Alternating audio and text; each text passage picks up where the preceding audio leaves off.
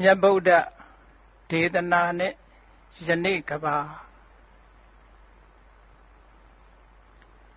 ဘုရားမြတ်စွာလူလောကမှာပေါ်ထွန်းလာခဲ့တာဟာအများတ attva တွေရဲ့ဟိတဒုက္ခအကျိုးစီးပွားနဲ့ချမ်းသာဒုက္ခအလုံးငါပေါ်ထွက်လာတာဖြစ်ပါတယ်ဟိတဆိုတာအခြေအနေကောင်းတွေကိုခေါ်ပါတယ်ဟိတဆိုတဲ့အခြေအနေကောင်းတွေရှိမှသာလျှင်ဒုက္ခလို့ခေါ်တဲ့ကိုယ်ချမ်းသာမှုစိတ်ချမ်းသာမှုဘဝမှာအစဉ်ပြေမှုဘဝတန်ရာကလွတ်မြောက်မှုဆင်းရဲဒုက္ခတွေကိုကျော်လွှားနိုင်မှုဆိုတဲ့အကျိုးတရားတွေရနိုင်မှာပါဟိတဆိုတာအကြောင်းတရားနဲ့ဒုက္ခဆိုတာအကျိုးတရားအကြောင်းတရားနဲ့အကျိုးတရားနှမျိုးစုံဖြစ်ပေါ်စေမှသာလျှင်ဒီမြဲတဲ့ချမ်းသာဒုက္ခဆိုတာဖြစ်နိုင်ပါတယ်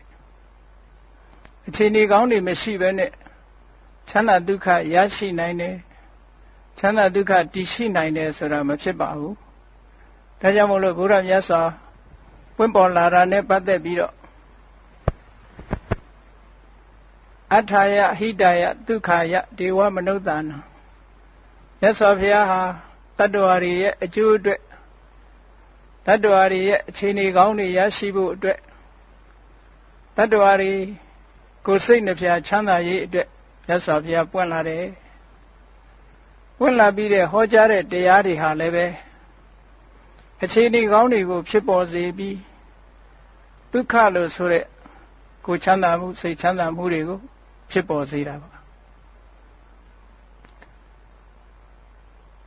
ဘုရားမြတ်စွာရဲ့ဒေသနာတော်တွေဟာလူဘဝလူလောကမှာရရှိချတဲ့ပုဂ္ဂိုလ်တွေအခြေအနေကောင်းတွေကိုဖြစ်ပေါ်စေပြီးမှချမ်းသာဒုက္ခကိုရရှိစေတဲ့တရားမျိုးဖြစ်ပါတယ်38ဖြာမင်္ဂလာတရားတော်ဆိုတာမင်္ဂလာဆိုတာကောင်းကျိုးချမ်းသာတွေအရာရာမှာအောင်မြင်မှုတွေဘယ်ကိစ္စမှမဆိုအရှုံးမရှိပဲနဲ့အရာရာအောင်မြင်တာဒါကြောင့်မို့မင်္ဂလာတုတ်ထဲမှာသဗ္ဗထသုထိန်ခိသန္တိသဗ္ဗထမပ္ပရာဇိတာသဗ္ဗထမပ္ပရာဇိတာဘယ်ကိစ္စမှဆိုမရှုံးဘူးအောင်မြင်နိုင်တယ်သဗ္ဗထသုထိန်ခိသန္တိအရာရာမှာချမ်းသာဒုက္ခရနိုင်တယ်လို့ဒါမင်္ဂလာရဲ့အကျိုးတရုပ်ကိုဖော်ပြတာပါထိုကဲ့သို့အရာရာအောင်မြင်ဖို့နဲ့အရာရာချမ်းသာဖို့ဆိုတာ38မျိုးသောအခြေအနေကောင်းတွေရရှိရမှာဖြစ်ပါတယ်လူမိုက်တွေနဲ့မပေါင်းဘူးပညာရှိနဲ့ပေါင်းတယ်ဆိုတာဒါအခြေအနေကောင်းတွေကိုဖန်တီးပေးတာအဲ့ဒါလို့လူမိုက်တွေနဲ့မပေါင်းခြင်းပညာရှိနဲ့ပေါင်းခြင်းလို့ဆိုတဲ့အခြေအနေကောင်းမှမရှိဘူးဆိုလို့ရှိရင်ချမ်းသာဒုက္ခဆိုတဲ့မင်္ဂလာအကျိုးတရားမရနိုင်ပါဘူးမြတ်စွာဘုရားဟောတဲ့တရားဒေသနာတော်တွေဟာ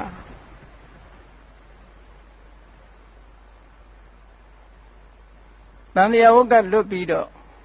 နိဗ္ဗာန်ချမ်းသာကိုရဖို့ဆိုတာကြည့်တခုတည်းမဟုတ်ပါဘူးတန်တရားရဲ့ခြင်းလဲနေတဲ့အချိန်မှလည်းပဲအရာရာအစဉ်ပြေပြီးအခြေအနေကောင်းတွေရရှိပြီးချမ်းသာဒုက္ခရဖို့တဘဝကနေတဘဝတန်တရားတဲ့လဲတဲ့အခါမှာလည်းပဲဆင်းရဲဒုက္ခနည်းနိုင်သမျှနည်းပြီးချမ်းချမ်းသာသာရှိဖို့ဆိုတာမြတ်စွာဘုရားကတရားဓမ္မတွေကိုဟောထားတာဖြစ်ပါတယ်ဒါကတစ်ပိုင်းမှာနောက်ဆုံးတန်တရားဝတ်ကနေလွတ်ပြီးကိုခြင်းနာခြင်းသိခြင်းလို့ဆိုတဲ့ဒီဆင်းရဲဒုက္ခတွေကလုံးဝလွန်မြောက်တဲ့ထာဝရငြိမ်းချမ်းတဲ့အငြိမ့်တက်ကိုရရှိခြင်းနဲ့ဆိုလဲမြတ်စွာဘုရားဟောတဲ့တရားတော်ဟာထိုနောက်ဆုံးအဆင့်ဖြစ်တဲ့နိဗ္ဗာန်ချမ်းသာကိုလည်းပဲရောက်ရှိစေတဲ့နိလန်းတွေကိုလမ်းညွှန်ထားတာဖြစ်ပါတယ်ဒီကနေ့မြန်မာနိုင်ငံမှာရှိတဲ့ဗုဒ္ဓဘာသာဝင်သူတော်စင်တွေအများစုကဘုရားမြတ်စွာဟောထားတဲ့ပိဋက30နိကေ9ပြာဓမ္မခန္ဓာပေါင်း84,000ဆိုတဲ့ဒီတရားတွေဟာလောကုတ္တရာတရားတွေဖြစ်တယ်ဘုန်းကြီးစာတွေဖြစ်တယ် တို့နဲ့မဆိုင်ဘူးလို့ဒီလိုထင်ကြတယ်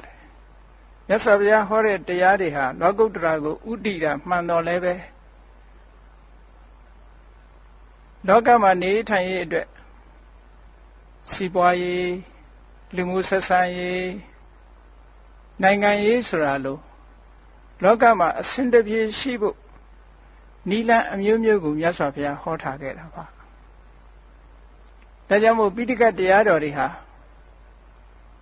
နိဗ္ဗာန်ရောက်ကြောင်းတရားကြီးမဟုတ်ပါဘူးနိဗ္ဗာန်မရောက်ခင်ဆက်ချတန်တရားမှာလဲနေတဲ့အချိန်စီးပွားဘယ်လိုရှာရမလဲကိုချင်းတရားကောင်းအောင်ဘယ်လိုလုပ်ရမလဲဆင်းရဲဒုက္ခတွေသက်သာအောင်ဘယ်လိုနေထိုင်ရမလဲအရာရာအောင်မြင်အောင်ဘယ်လိုကျင့်သုံးရမလဲဆိုတာအခြေခံကစပြီးတော့ရှင်းလင်းထားတာပိဋကတ်ထဲမှာမြောက်များစွာရှိပါတယ်လူလောကလူရည်လို့ဖြစ်လာလို့ရှိရင်မြတ်စွာဘုရားကအင်္ဂုတ္တရနိကေအန္တသုတ်တံမှာဟောထားတာလူရည်လို့ဖြစ်လာလို့ရှိရင်အတိညာမျက်စိ2မျိုးရှိရမယ်တဲ့စီးပွားရှာတတ်တဲ့စီးပွားရေးပညာစီးပွားရေးမျက်စိလည်းရှိရမယ်ဒါကမျက်စိတစ်လုံးကိုချင်းတရားနဲ့ပတ်သက်ပြီးအကောင်းအဆိုးအကြောင်းအကျိုးခွဲခြားသိတတ်တဲ့ဓမ္မမျက်စိလည်းရှိရမယ်လောကလူသားတွေဟာမျက်စိနှလုံးရှိမှပြည့်စုံတယ်လို့ပဲလူဘဝရလာလို့ရှိရင်လည်းပဲဒီပညာမျက်စိ2မျိုးရှိရမယ်လူဖြစ်လာရင်စီးပွားရှာတတ်ရမယ်ကိုချင်းတရားကောင်းအောင်ကျင့်သုံးတတ်ရမယ်ဓမ္မပြည့်စုံတဲ့လူဘဝ ideal person လို့အကောင်းဆုံးလူသားတစ်ယောက်ဖြစ်ဖို့အတွက်မြတ်စွာဘုရားလမ်းညွှန်ထားတာပါစီးပွားရေးမျက်စိဆိုတာမရသေးတဲ့စီးစိမ်ဥစ္စာတွေရအောင်ရပြီးသားစီးစိမ်ဥစ္စာတွေတိုးပွားအောင်လုပ်တဲ့နည်းပညာတွေကိုတတ်ကျွမ်းဖို့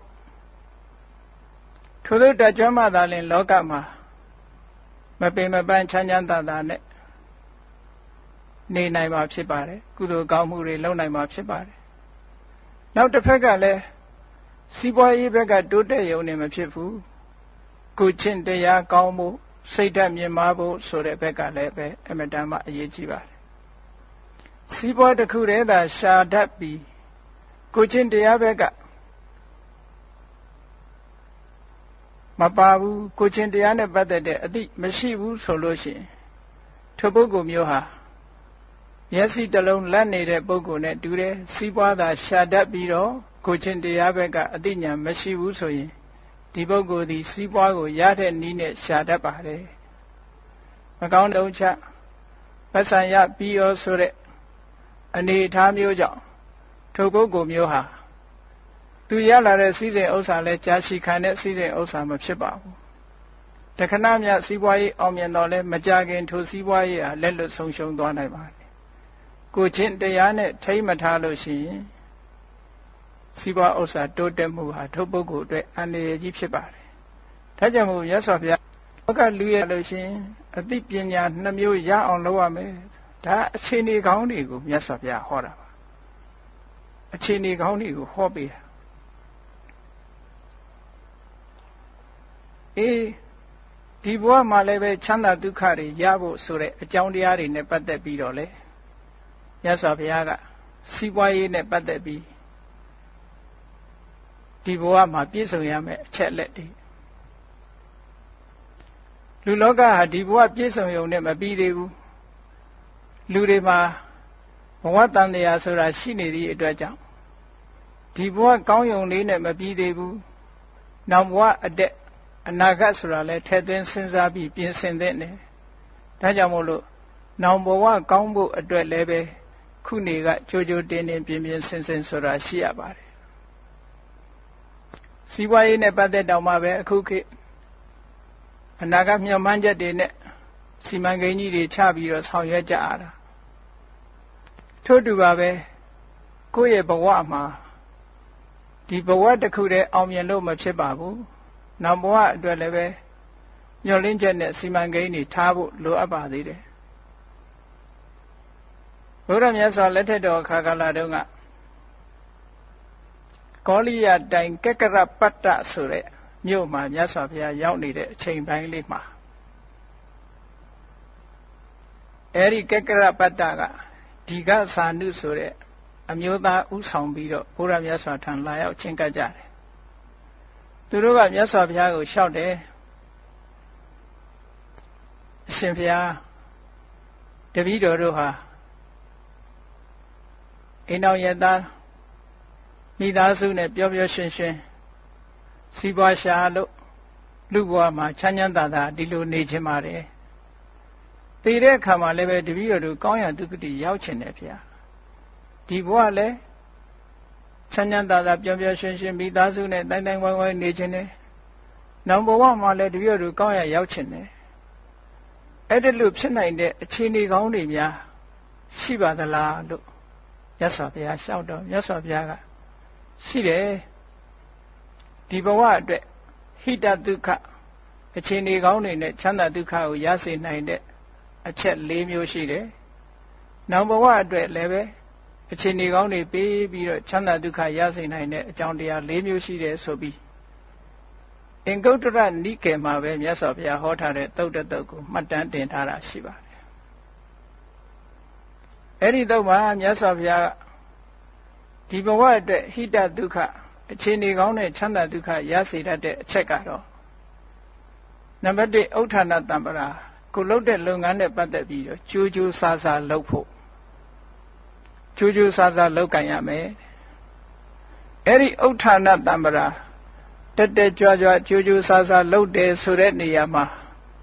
မြတ်စွာဘုရားကထပ်ပြီးတော့ရှင်းထားတယ်ကြိုးစားတိုင်းရသလားလို့ဆိုတော့ကြိုးစားတိုင်းမရနိုင်ဘူးကြိုးစားတယ်ဆိုတဲ့အချက်ထဲမှာဘာတွေပါတော့လို့ဆိုလို့ရှိရင်တက်ခလုပ်ငန်းကျွမ်းကျင်မှုရှိရမယ်အနလတဆွဲကောင်းမှုရှိရမယ်ဥပါယဝိမာန်တနည်းပညာရှိရမယ်ကြိုးစားမှုရှိုံတစ်ခုတည်းနဲ့တော့မရဘူးကြိုးစားမှုဆိုတဲ့အထက်မှာအရေးကြီးတဲ့အချက်၃ချက်ပါတယ်ရေးကြီးတဲ့အချက်၃ချက်ကလုပ်ငန်းကျွမ်းကျင်မှုကျိုးတော့ကြိုးစားတယ်လုပ်ငန်းမကျွမ်းကျင်ဘူးမအောင်မြင်နိုင်ပါဘူးကျိုးတော့ကြိုးစားတယ်ဆွဲမကောင်းဘူးမအောင်မြင်ဘူးကျိုးတော့ကြိုးစားတယ်နည်းပညာကနှိမ့်ကျနေတယ်စီမံခန့်ခွဲနိုင်တဲ့စွမ်းအားတွေမရှိဘူးဆိုလို့ရှိရင်မအောင်မြင်ဘူးတဲ့ဒါလွန်ခဲ့တဲ့နှစ်ပေါင်း2500ကျော်ကမြတ်စွာဘုရားကစီးပွားရေးနဲ့ပတ်သက်ပြီးတော့အောင်မြင်ဖို့နည်းလမ်းတစ်ခုပေးထားတာပါဒါမြတ်စွာဘုရားဟောတဲ့ပိဋကတော်တွေထဲမှာပါတဲ့တရားပါလုပ်ငန်းကျွမ်းကျင်မှုဆွဲကောင်းမှုနည်းပညာအဲ့ဒီ၃ရပ်ပေါင်းစပ်ထားတဲ့ကြိုးပမ်းအားထုတ်မှုဆိုတာရှိရမယ်တဲ့နောက်တစ်ချက်ကအာရခတံပရာထိမ့်သိမ်းစောင့်ရှောက်မှုလောကမှာစီးပွားဥစ္စာတွေရလာလို့ငွေကြေးတနာမြောင်များစွာကုန်ပစ္စည်းတွေထုတ်လုပ်လို့မြောင်များစွာထုတ်နိုင်တယ်သို့တော့မထိမ့်သိမ်းဘူးဆိုရင်အလေအလွင့်တွေများပြီးတော့စီးပွားဥစ္စာတိုးသင်းသလောက်မတိုးဘူးဒါကြောင့်မို့လို့ထိမ့်သိမ်းဖို့နည်းပညာအလုံးလုံးပြီးရလာတဲ့ပစ္စည်းကို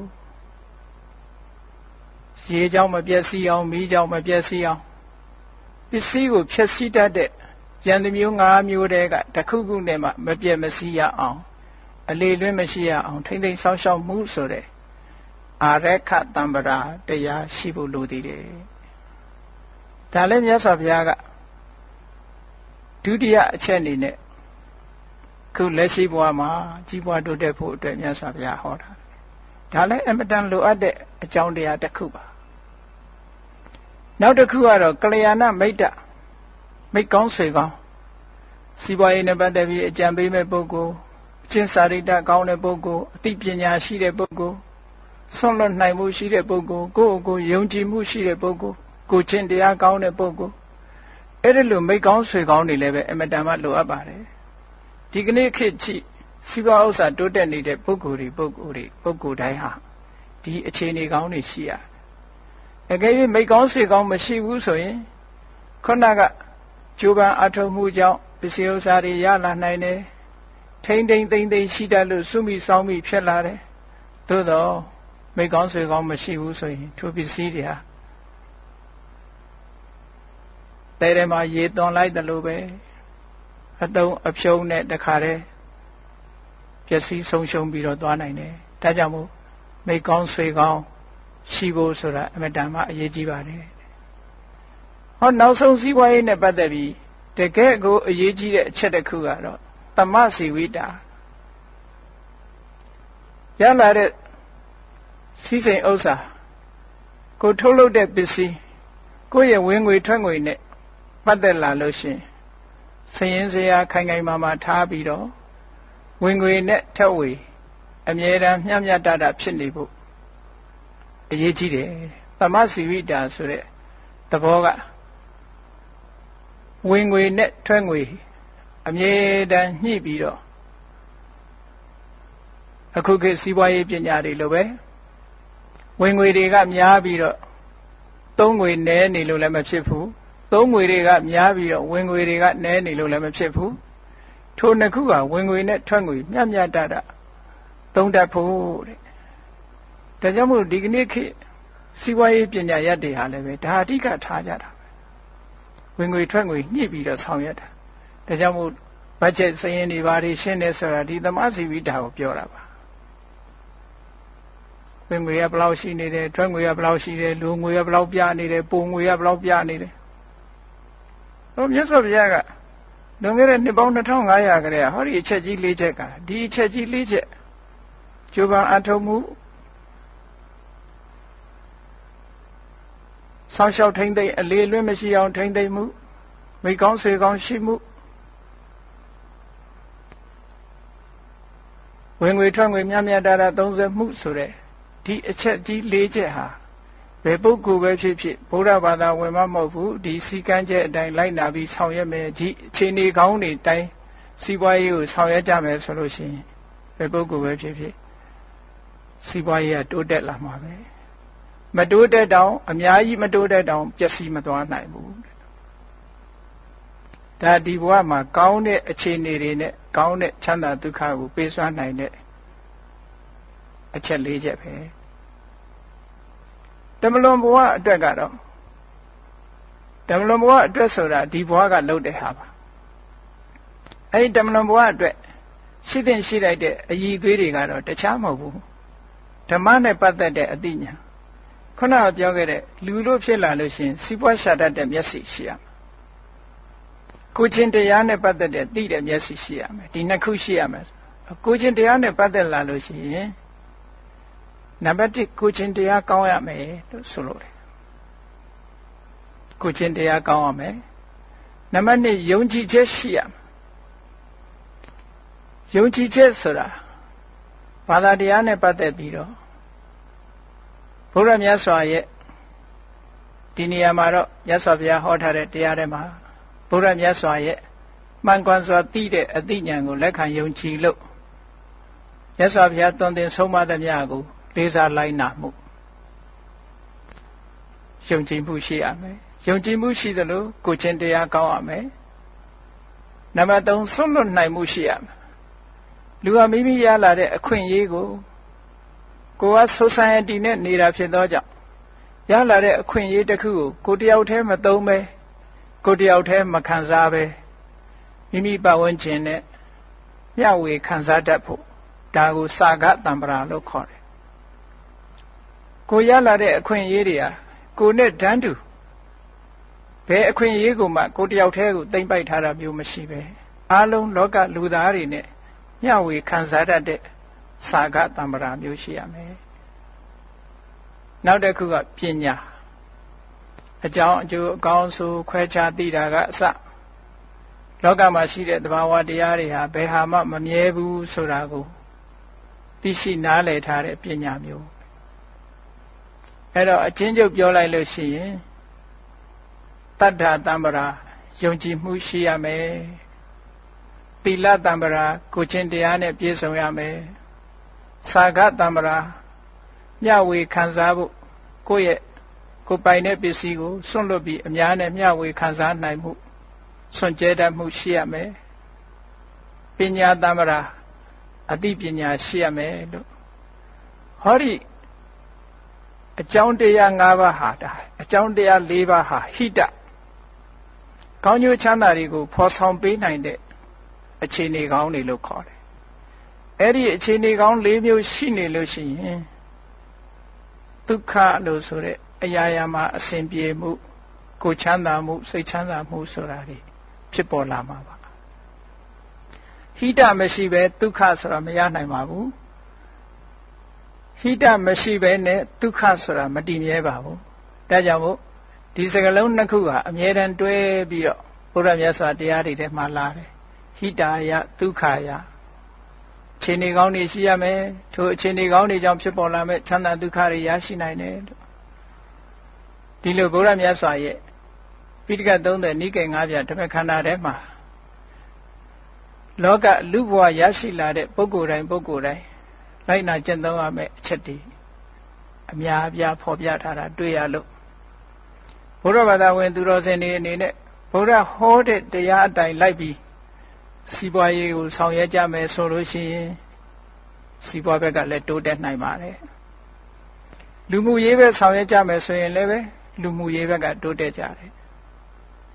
တော်တော်များများကဗုဒ္ဓမြတ်စွာရဲ့ဗုဒ္ဓဘာသာဝင်ဖြစ်ပေမဲ့လို့ဗုဒ္ဓဟောကြားတဲ့တရားနဲ့ပတ်သက်လာလို့ရှိရင်အဆင့်မြင့်တဲ့ဘက်ကိုသိပြီးတော့ကြည့်ပြီးတော့မြတ်စွာဘုရားအနိစ္စဒုက္ခအနတ္တစသဖြင့်ဟောတယ်တန်တရားညီငွေဖို့ရဟောတယ်ဆိုဒုက္ခသစ္စာ၄ပါးထဲမှာဆိုရင်ဒုက္ခသမုဒယဆင်းရဲမှုကိုဥတည်ဟောတယ်ဆိုတော့မြတ်စွာဘုရားရဲ့တရားကိုတချို့အထင်မြင်လွဲတဲ့ pessimism လို့အဆိုးမြင်ဝါဒလို့ဒီလိုတောင်အထင်မြင်လွဲကြတာရှိတယ်မဟုတ်ပါဘူးတန်တရားဟုတ်ကလွတ်မြောက်ဖို့အတွက်တွေ့တာမှုကိုပယ်ဖို့ရာကဒီနည်းလမ်းပဲရှိပါတယ်တန်တရားထဲမှာအစဉ်တပြေနေဖို့ရာအတွက်မြတ်စွာဘုရားဟောထားတဲ့တရားတွေမြောက်များစွာရှိတယ်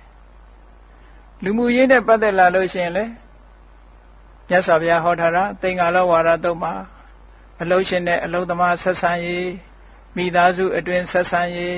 တဦးနဲ့တဦးပေါင်းသင်းဆက်ဆံရေးဆိုတာတွေမြတ်စွာဘုရားဟောထားတယ်ခုနစီးပွားရေးနဲ့ပတ်သက်တဲ့အချက်လက်တွေဟာကြီးပွားတိုးတက်နေတဲ့ပုဂ္ဂိုလ်တွေ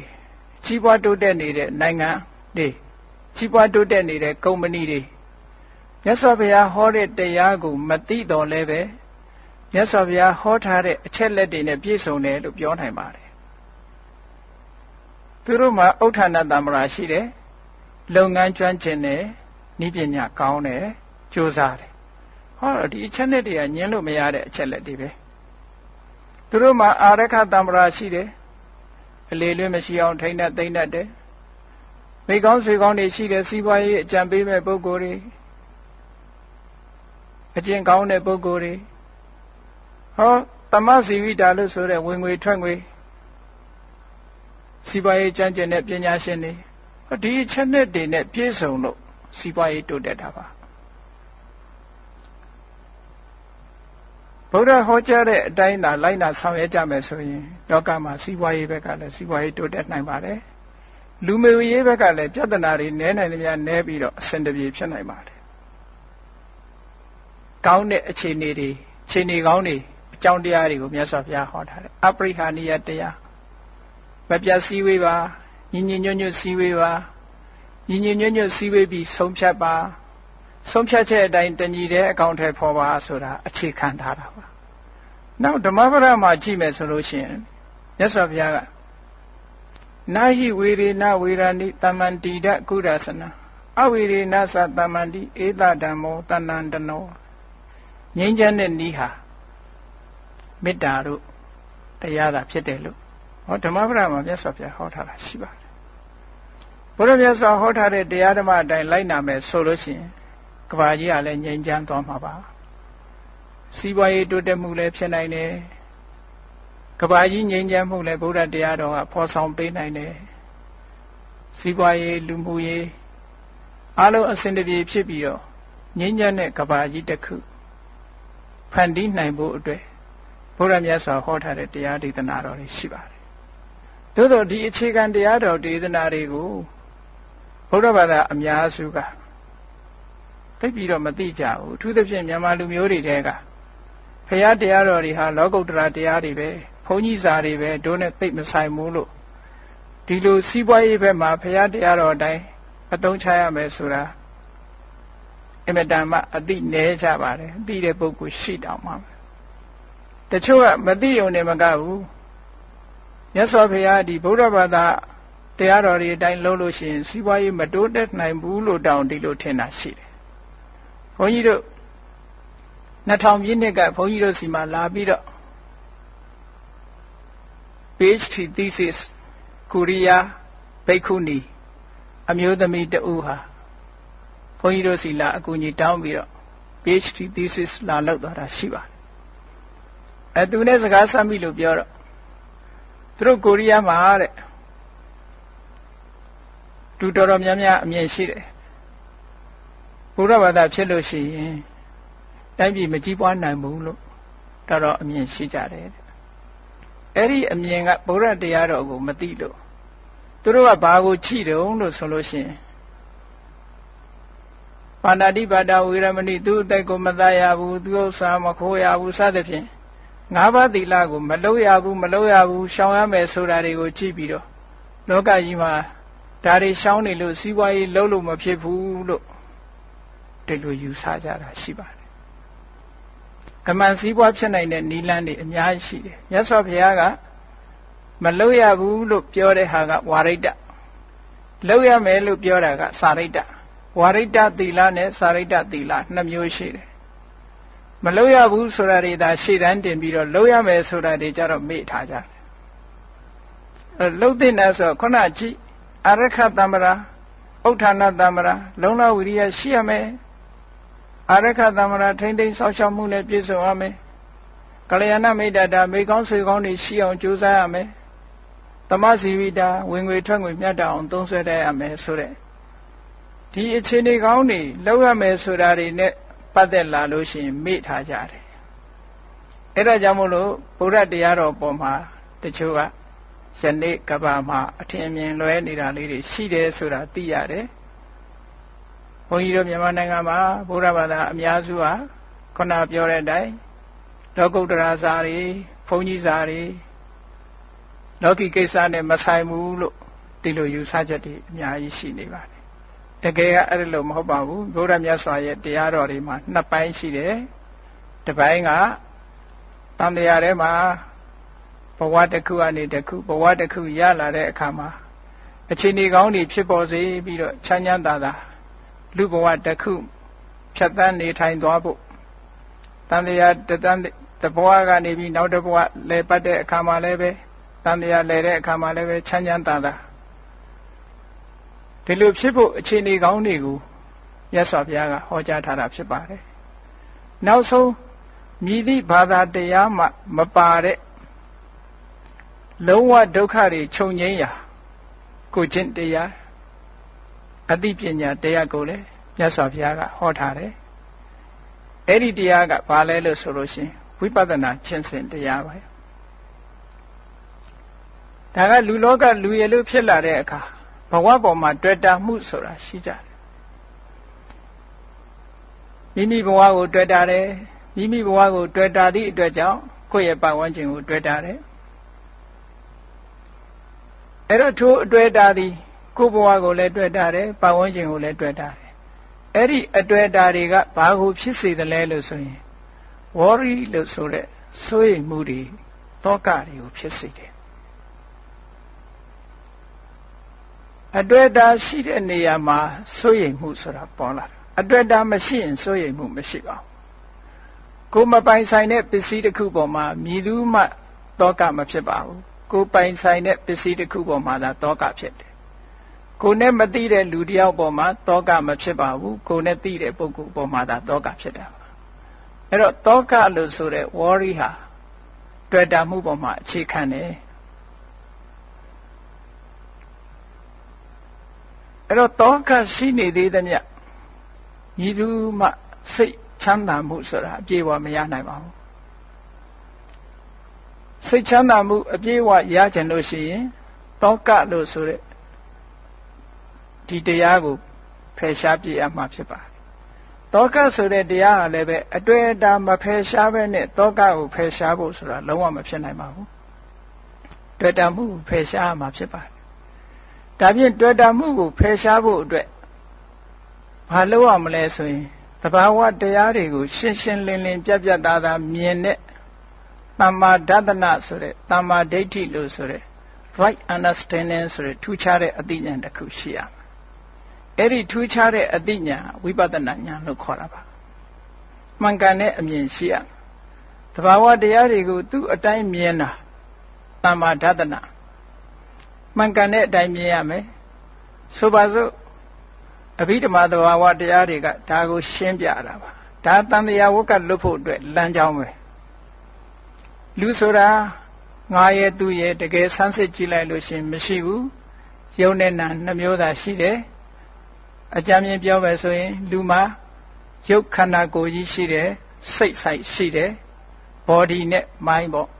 အဲ့ဒီနှစ်ခုရှိတယ်အဲ့ဒီနှစ်ခုပေါင်းစပ်ပြီးတော့လှုပ်ရှားမှုတွေဖြစ်ပေါ်နေတယ်အဲ့ဒီနှစ်ခုစလုံးဟာဆိုင်ရာအကြောင်းတရားတွေပေါ်မှာတီးနေတာဖြစ်သည့်အတွက်ကြောင့် body လို့ဆိုတဲ့ရုပ်တရားကလည်းတစ်ခုတည်းမဟုတ်ဘူးအစုအဝေးနဲ့ပေါင်းစပ်ထားလို့ဖြစ်နေတာ mind လို့ဆိုတဲ့နာမ်တရားကလည်းတစ်ခုတည်းမဟုတ်ဘူးစုပေါင်းပြီးတော့ဖြစ်ပေါ်နေတဲ့အရာတစ်ခုဖြစ်တယ်ဒီရုပ်နဲ့နာမ်ဒီနှစ်ခုသည်အပြန်အလှန်ဆက်သွယ်ပြီးတော့လူတွေမှာလှုပ်ရှားမှုဖြစ်လာပြီးယောက်ျားသဏ္ဍာန်မိန်းမသဏ္ဍာန်တတ္တဝါသဏ္ဍာန်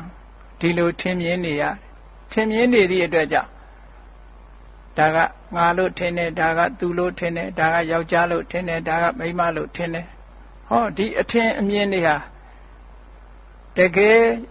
ထင်တဲ့အတိုင်းဟုတ်ကလားလို့တဘာဝတရားနဲ့ကြည့်လိုက်လို့ရှိရင်တဘာဝအသိဉာဏ်နဲ့ကြည့်လိုက်လို့ရှိရင်တကယ်ထင်တဲ့အတိုင်းမဟုတ်ပါဘူးသူတို့ဟာယုတ်တရားဟာယုတ်တရားတက်တက်ပဲဖြစ်ပါတယ်ငါလို့ပြောစရာမရှိပါဘူးနန္တရားဟာလည်းနန္တရားတက်တက်မျှတာဖြစ်ပါတယ်ငါလို့ပြောစရာမရှိပါဘူးယုတ်နဲ့နံနဲ့နှစ်ခုခွဲထားလိုက်မယ်ဆိုလို့ရှိရင်လှုပ်ရှားမှုတို့ပြောဆိုမှုတို့ဒါတွေဟာအကုန်လုံးရပ်သွားမှာဖြစ်ပါတယ်အဲ့ဒါလို့ယုတ်နဲ့နံကိုခွဲခြားပြီးတော့သိမြင်လာတာဟာနာမရူပပြိစ္ဆေဒဉာဏ် analytical knowledge of mind and matter လို့ခေါ်တယ်အဲ့ဒီအသိဉာဏ်ဟာအဘိဓမ္မာကိုလေ့လာခြင်းဖြင့်အဲ့ဒီအသိဉာဏ်အခြေခံတွေကိုရနိုင်တယ်ထိုမှတစ်ဆင့်လက်တွေ့ဝိပဿနာကျင့်စဉ်တစ်ခုကိုကျင့်သုံးခြင်းဖြင့်လူဆိုတာတကယ်ကအခေါ်အဝေါ် concept အယူဆတရားသာဖြစ်တယ်တကယ်ကတော့အသေးစိတ်တစ်ခုစီခွဲခြားကြည့်လိုက်မယ်ဆိုလို့ရှိရင်လူဆိုတာမရှိတော့ဘူးယုတ်တရားနံတရားတက်တက်မျှတာဖြစ်တယ်လို့ဟောတယ်လို့မြင်သွားတာဟာဒါသမ္မာဒသနမှန်ကန်တဲ့အမြင်လို့ခေါ်ပါတယ်ဝိတ္တုဒ္ဓိမဲ့မှာနာမရူပနာယာထာဝဒသနံဒိဋ္ဌိဝိတ္တုဒ္ဓိနာမနာယုတ်တွေကိုသူ့အရှိတိုင်းမြင်တာဟာဒိဋ္ဌိဝိတ္တုဒ္ဓိမှန်ကန်တဲ့အမြင်ဖြူစင်တဲ့အမြင်လို့ခေါ်ပါတယ်အဲ့ဒီဖြူစင်တဲ့အမြင်မှန်ကန်တဲ့အမြင်ကိုအခြေခံလိုက်လို့ရှိရင်ဒီယုတ်တရားနံတရားတွေဟာဘာကြောင့်ဖြစ်တယ်ဆိုတဲ့အကြောင်းတရားကိုသိမြင်တဲ့ပိစယပရိက္ခဉာဏ်တွေဖြစ်လာနိုင်တယ်နာမရူပပြိစ္ဆေဒဉာဏ်နဲ့ပိစယပရိက္ခဉာဏ်နှစ်ခုအခြေခံပြီးတော့ဆက်ပြီးလက်တွေ့ကျင့်သုံးသွားလိုက်မယ်ဆိုရင်မမြဲတဲ့သဘာဝတွေအစဉ်သာဝရပြောင်းလဲနေတဲ့သဘာဝတွေသင်္ခါရတရားတွေရဲ့ဒီမတည်မြဲတဲ့အာကိုးစရာမရှိတဲ့အခြေအနေမျိုးတွေကိုမြင်လာလို့ရှိရင်ခုနပြောတဲ့ attachment လို့ခေါ်တဲ့တွေ့တာမှုဟာရောကြလာမှာဖြစ်ပါတယ်တွေ့တာမှုတွေရောကြလာသွားတာနဲ့တပြိုင်တည်း worry ဆိုတဲ့သောကတွေလည်းရောကြသွားမှာဖြစ်ပါတယ်သောကတွေရောကြသွားတာနဲ့တပြိုင်တည်းငြိမ်းချမ်းတဲ့စိတ်ချမ်းသာမှုငြိမ်းချမ်းတဲ့သဘာဝလေးဟာပြန်ပြီးတော့ပေါ်လာမှာပါအဲ့တော့မြတ်စွာဘုရားသခင်ကိုရောမြတ်ဒုတိယပိုင်းအနေနဲ့ဟောတဲ့ တန်တရားဝကထွမြောက်ရလမ်းဆိုတာဝိပဿနာကျင့်စဉ်ဖြင့်မစ္စည်းမပฏิဝေဒလို့ခေါ်တဲ့ right understanding မှန်မှန်ကန်ကန်နားလည်ခြင်းထိုမှန်မှန်ကန်ကန်နားလည်ခြင်းဆိုတဲ့အခြေအနေကိုရောက်အောင် right thought မှန်မှန်ကန်ကန်စဉ်းစားတတ်ခြင်းဆိုတဲ့သမ္မာသင်္ကပ္ပ right effort ဆိုတဲ့သမ္မာဝါယာမမှန်မှန်ကန်ကန်နိလန္တကြစနစ်တကျကြိုးပမ်းအထောက်ခြင်းသမ္မာတတိ right mindfulness လို့ခေါ်တဲ့မှန်ကန်စွာတတိယမှုနဲ့သမ္မာသမာဓိ right concentration လို့ခေါ်တဲ့အာယုန်တစ်ခုတည်းပေါ်မှာမှန်ကန်တဲ့နိလန်းခြင်းနဲ့စူးစိုက်ခြင်းလို့ဆိုတဲ့ဒီမဲ့ခင်၅မျိုးဥဆောင်ပြီးတော့လှုပ်သွားလို့ရှိရင် right understanding ဆိုတာပေါ်လာမှာဖြစ်ပါတယ်။ထို right understanding ကသာလျှင်တန်တရားထဲမှာဖြစ်ပေါ်လာစေတတ်တဲ့ကိလေသာဆိုတဲ့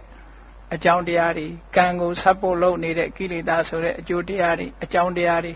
ဒါတွေကိုဖယ်ရှားပြစ်နိုင်မှာဖြစ်ပါတယ်ကိလေသာဆိုတဲ့အဆိုးတရားတွေဖယ်ရှားပြစ်လိုက်ခြင်းဖြင့်ကောင်းကံဆိုးကံဆိုတာတွေဟာလည်းပဲအကျိုးပေးနိုင်တော့မှာမဟုတ်တော့ပါဘူးထိုကံတွေအလုံးအကျိုးမပေးနိုင်တော့ဘူးဆိုလို့ရှိရင်နောက်ဆုံး